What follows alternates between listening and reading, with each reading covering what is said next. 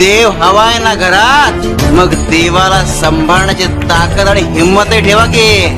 मग चिंता कशाला? अगे तुम्ही फक्त श्रद्धा आणि भक्तीचं बी लावा ग. कृपेची फळं देण्याचं काम आमच्यावर सोडा. दुसऱ्यांचं दुःख पाहून जेव्हा आपल्या डोळ्यात अश्रू येतात तेव्हा त्यांचं मूल्य हे मोत्यापेक्षा कमी नसतं.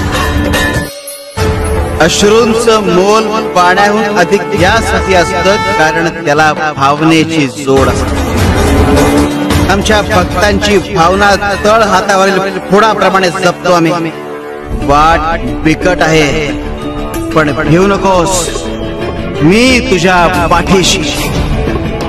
शिव शंकर शंभो.